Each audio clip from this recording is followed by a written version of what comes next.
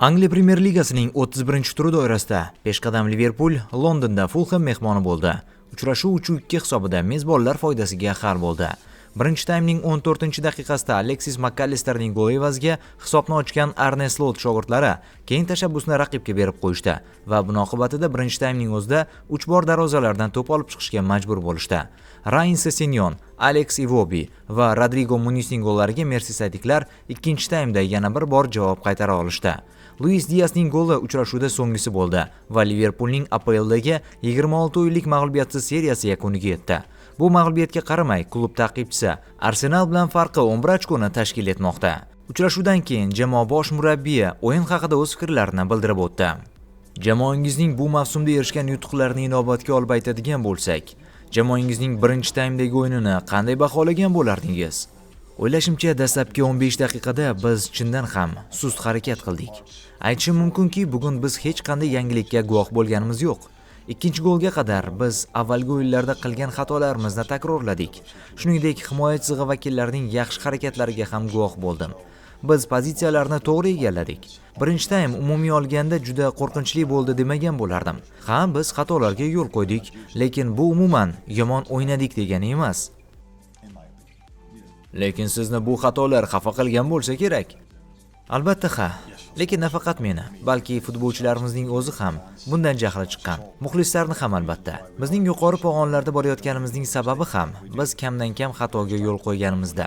Mabodo xatoga yo'l qo'ysak ham o'yinchilar uni to'g'rilashga harakat qilishmoqda. Ikkinchi goldan keyin futbolchilar vaziyatni to'g'rilamoqchi bo'lishdi, lekin rikoshet oqibatida to'p darvozaga kirib ketdi. Bunday holatlar Fulhamdek yaxshi jamoalarga qarshi o'yinlarda bo'lishi mumkin.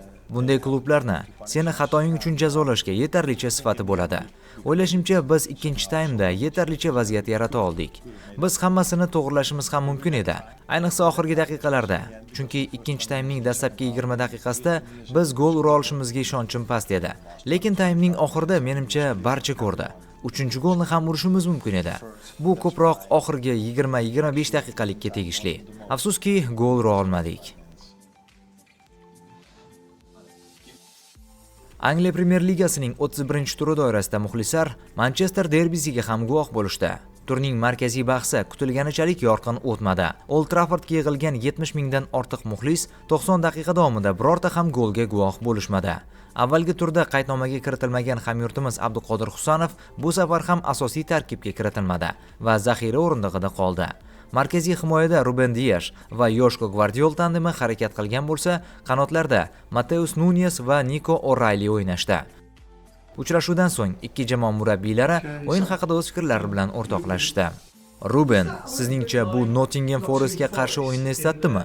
Qaysidir jabhalarda jamoa chindan ham yaxshi o'ynadi, hatto gol o'tkazmadi ham. Biroq golga unchalik ham yaqin keldingiz deya olmayman. Ha, chindan ham biz bir nechta yaxshi vaziyatlarni yarata oldik. O'yin Nottingham bilan solishtirganda umuman boshqa darajada o'tdi. Albatta, boshqa jamoalarga qarshi o'yinlarda ham bizda deyarli shu muammo kuzatildi. Ya'ni gollar yetishmayapti. Biz yaxshi vaziyatlar yaratdik va ba'zan buni yaxshi uddalay oldik. Biroq Ederson ularni qutqarib qoldi. Albatta, g'alaba qozonish uchun gol urish juda ham muhim. Salom Ruben. Siz jamoaga mavsum o'rtasida kelishni istamagan edingiz. Lekin siz bu yigitlar bilan ishlashda ancha tajriba orttirmoqdasiz. Garchi bu mavsumda ishlar unchalik yaxshi bo'lmasa ham, kelasi mavsumga bu yordam beradi deb o'ylaysizmi? Rosti bu hali ham men uchun og'ir kechayotgan jarayon. Har kuni qiyin. Lekin kelasi mavsum umuman boshqacha bo'lishini tasavvur qilsa bo'ladi. Shu sababli ham men shoshyapman deb ko'p aytaman. Chunki hozir klubdagi hammaga qiyin. Bu o'zgarishlar davri. Kelasi mavsumda biz bulardan to'g'ri xulosa chiqarishimiz kerak. Aks holda shuncha qiynalganimizdan hech qanday foyda bo'lmaydi. Shunday ekan, siz ham buni tushunishingiz kerak. Mavsum o'rtasida kelib futbolchilar bilan ishlashdan maqsad kelasi mavsumni yaxshiroq holatda boshlash hisoblanadi. Nimani xohlayotganimizni yanada aniqroq tushungan holda. Bugun shunday kun edi. Biz chindan yaxshi o'ynadik. Ha, biz eng yuqori darajadagi intensivlikni ko'rsata olmagan bo'lishimiz mumkin, lekin jamoalarning hozirgi holatini ham to'g'ri tushunishingiz kerak. Salom Ruben. Meni fikrimcha, jamoangiz Arsenal va Cityga qarshi uy uchrashuvlarda o'yin davomida kuchayib borgandek taassurot uyg'ondi.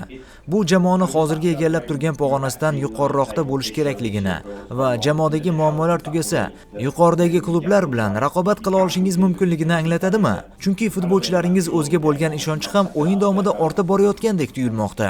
Ba'zan har bir o'yinning o'z tarixi bo'ladi. Ba'zan raqibning o'yinini tomosha qilishimiz va unga moslashishimizga vaqt kerak bo'ladi. Esingizda bo'lsa, birinchi uy uchrashuvimizda biz dastlabki 10 daqiqada gol o'tkazib yuborgandik. Bu esa bizning yondashuvimiz, rejamiz va taktikamizni o'zgartirishi mumkin. Chunki o'yin boshidayoq yutqiza boshlasak, strategiyani o'zgartirishimizga to'g'ri keladi. O'ylashimcha, bu yigitlar nafaqat bu mavsum, balki avvalgilarda ham agar bor e'tiborlarni yig'a olishsa, ular har qanday o'yinda g'alaba qozona olishlari mumkinligini ko'rsatishgan. Ruben avvallari Casemiro tarkibga kira olmayotgandi, ammo hozir u jamoaning muhim bo'lagiga aylanganini ko'rmoqdamiz. Bu keyingi mavsum haqida ham gapiradimi? Chunki uni shartnomasida yana 1 yil bor. Uni o'zi ham qolishni istashini aytgandi, lekin uni maoshi katta. Bilasizmi, Casemiro Real bilan hammasini yutgan futbolchi. U maydonga tushmagan vaqtlarda men uni bunga tayyor emas va uslubimizga mos emas deb hisoblaganman. Biroq u mehnat qilishda davom etdi. Men esa hamma o'yinchilarimga bir xil ko'z bilan qarayman. Shunday ekan, sen mehnat qilishda davom etsang va sendan so'raganlarimizni qilib bera olsang, senga albatta imkon beriladi. Agar yaxshi o'ynayotgan bo'lsang, albatta maydonga tushasan. Casemiro bilan ham xuddi shunday bo'ldi. Buning hammasiga uning o'zi sababchi. U bizning futbolchi va shunday bo'lib qoladi ham. Ruben o'yindan keyin Gary Neville uchrashuv haqida tanqidiy fikrlarni bildirib o'tdi. Ikki jamoa ham hisobdan qanoatlangandek o'ynaganini aytdi. U futbolchilarga ehtiros yetishmaganini va aslida bunday o'yindan jahli chiqishi kerak bo'lganini aytdi. Sizningcha, derbida ehtiros va jang bo'lishi kerak emasmi? Men hammasini tushunaman va Gary Neville hamma narsani tanqid qilaverishini ham tushunaman. Shunday ekan, men hamma narsani tushunaman. Lekin biz kurashayotganimiz yo'q. Biz hozirda klub tarixidagi eng yomon davrni boshimizdan kechirmoqdamiz. Manchester City bu vaqtgacha hamma sovrinlarni yutgan, lekin bu mavsumda ularda ham muammolar bor. Shunday ekan, ikki jamoa ham muxlislar uchun tomoshabob o'yin ko'rsata oladigan holatda emasdi. Yuqori pog'onalar va titullar uchun kurashmayotgan vaqtingizda hammasi boshqacha bo'ladi. Biz o'yinning kontekstiga qarashimiz kerak. Albatta, bunday derbilarda avval o'ynagan futbolchilarning tanqidini tushunaman. Ammo ular doimo sovrinlar uchun kurashishgan. Biroq biz hozir boshqacha vaziyatdamiz. Salom Pep, bugungi uchrashuvdagi natijadan qanoatlandingizmi va o'yin haqida taassurotlaringiz bilan o'rtoqlashsangiz? Albatta, biz g'alaba qozonsak yaxshi bo'lardi. Ammo Old Trafford bu Old Trafford va bu yerda doimo ular kuchli bo'lishgan. United himoyadan hujumga tez o'tadigan jamoa.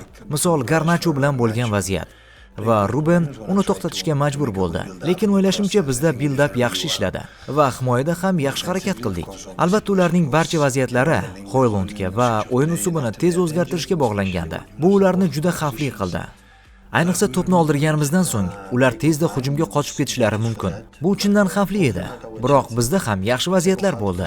Ikkinchi taymning dastlabki 10-15 daqiqasida bizning eng yaxshi imkoniyatlarimiz bo'ldi. Men so'nggi ikkita o'yinimizdan ko'plab yaxshi jihatlarni tomosha qildim. Bu mavsumda ko'p sabablar tufayli bu ehtirosni ko'p marotaba yo'qotgan pallalarimiz bo'ldi. Ammo to'p bilan o'ynaganimizda bizning kuchimiz har doim pozitsion holatga va to'g'ri joylashuvga bog'liq bo'lgan. Bugun biz bu narsani yo'qotdik. Biz ularni jazolay oladigan holatda emasdik. Biroq biz buni qabul qilamiz va oldinga qadam tashlashda davom etamiz. Salom Pep, jamoangizning taktikasi haqida aytmoqchi edim. Bu yog'iga jamoa hujumchi qaytmagunicha shunday o'ynashda davom etadimi? Yo'q. Siz uslubni o'zgartirish haqida o'ylamayapsizmi?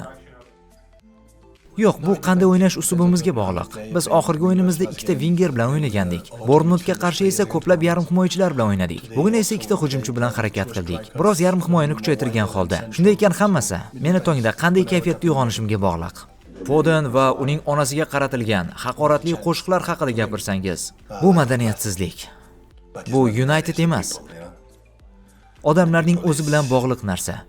Tushunyapsizmi?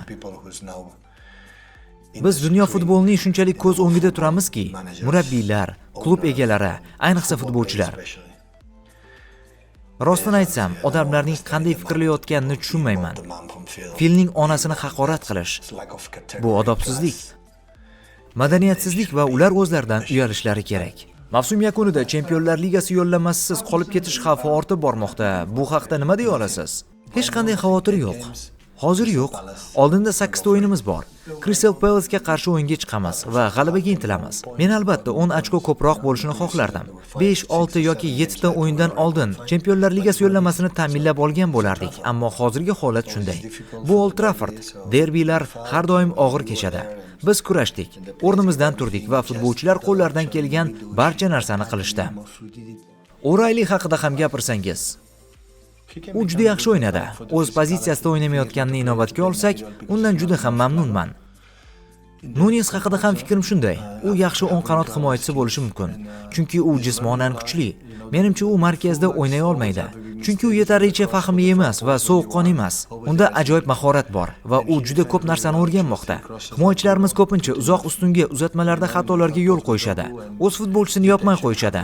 Mateus esa bugun Bruno va Dorgudan 2-3 marotaba to'pni yaxshi olib qo'ydi. U jismoniy kuchga ega. Bu pozitsiyada o'ynay oladi va bizga yordam bera oladi. Mavsum boshida Mateus o'ng himoyada, Niko esa chapda o'ynaydi desam, siz menga nima deyapsiz deganingiz. Ammo aynan shunday bo'ldi. Akanji qaytmoqda. Ikkita yosh markaziy himoyachimiz bor. Ammo so'nggi 2-3 o'yinda himoya to'rtligi ajoyib bo'ldi. Kecha Italiya chempionatining 31-turi doirasida Roma Juventus uchrashuvi ham o'tkazildi. Mazkur bahsda hamyurtimiz Eldor Shomurodov ikkinchi taymda zaxiradan maydonga tushdi va hisobda ortda qolayotgan rimliklarga muhim golni urib, jamoasini mag'lubiyatdan qutqarib qoldi. Uchrashuvdan keyin o'yinning eng yaxshi futbolchisi o'rnini qabul qilib olgan Eldor uchrashuv haqida o'z fikrlari bilan o'rtoqlashdi. Afsuski biz g'alaba qozona olmadik. Lekin muxlislarimiz bilan atmosfera juda zo'r edi. Har doimgidek. Va men ularga minnatdorchilik bildirmoqchiman. Ikkinchi golni ham urishimiz mumkin edi, lekin eng muhimi ochko yo'qotmadik. Roma oxirigacha kurashdi va jang qildi. Ranieri siz maydonga chiqayotganingizda sizga nimalar dedi? U menga Artyomga yordam ber, uning yonida o'yna dedi. Menimcha biz yaxshi boshladik. Yevropa yo'llanmasi uchun kurash hamon ochiqligicha qolmoqda, to'g'rimi? Albatta biz qo'limizdan kelgan hamma narsani qilamiz va bor kuchimizni beramiz. Oxirida esa nima bo'lishini ko'ramiz.